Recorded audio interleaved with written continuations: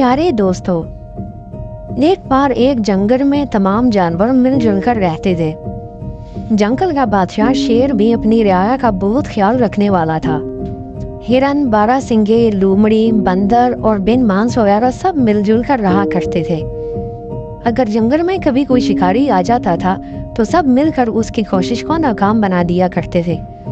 चूहे उसका जाल कुतर लेते थे, हाथी चौकीदारी के फराइज सर अंजाम देता था और किसी अजनबी या मशकूक शख्स को जंगल में दाखिल न होने देता था।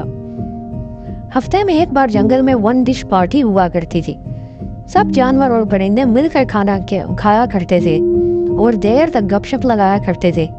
अगर किसी जानवर की सालगिरह होती थी तो सब बंदर से डांस की फरमाइश करते थे। कबूतर और तोते गाना गाया करते थे और जंगल में कुछ दिनों से एक मोर आकर रहने लगा था। उसके पर बहुत खूबसूरत थे, चाल भी बहुत निराली थी। उसे एहसास था कि उसके पाँव बदसूरत हैं, इसीलिए उसने रेशम के जूते पहन रखे थे। अब जंगल के तमाम जानवर उससे बेहद मुतासिर थे। उससे दोस्ती भी करना चाहते थे, लेकिन वो किसी से दोस्ती नहीं करता था और अपने आप में ही मगन रहता था। उसने जंगल के गोशे में अपना घर बना लिया था, जहाँ दिन भर वो अकेला नाचता और गाता रहता था। एक दिन जानवरों ने उसको हफ्तावार वन डिश की दावत दी। जो भी जानवर या परिंदा उससे बात करने की कोशिश करता तो वो बुरा सा मुंह बना लेता था। आखिर सब समझ गए कि ये दोस्ती करना ही नहीं चाहता। मोर अकेला शाम को सैर करने के लिए निकलता था।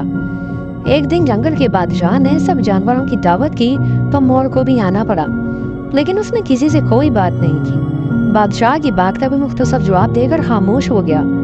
दिन गुजरते गए। एक दिन बंदर ने जानवरों को मुतवज्जा किया कि कई दिन गुजर गए हैं, मोर नजर नहीं आया।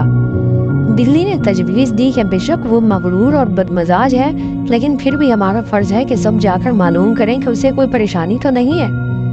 तमाम जानवरों ने उसकी तजवीज से इत्तेफाक किया। फिर बिल्ली, हिरन, बंदर मिलकर सब मोर के घर गए तो वो शदीद बीमार था। उसके खूबसूरत पर मुरझाए हुए थे।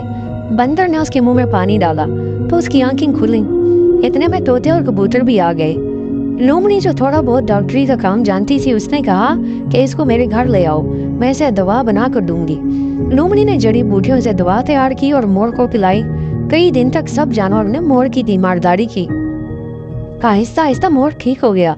अब वो अपने रवैये पर बेहद शर्मिंदा था। उसने सब जानवरों से माफी मांगी और उसके बाद उन तमाम जानवरों के साथ मिलजुल कर रहने लगा और बेहद खुश रहने लगा। तो दोस्तों, आपने देखा कि मिलजुल कर रहने से कितने फायदे हैं और गुरूर करने वाले को जरूर सजा मिलती है, वो अकेला रह जाता है। अब मोर सबका दोस्त बन गया था, वो हर एक के काम आता था। जब बिल्ली की सालगिरह हुई तो मोर ने सबको नाच कर दिखाया। सब बहुत खुश हुए और नारे लगाने लगे कि जंगल में मोर नाचा, सबने देखा, सबने देखा।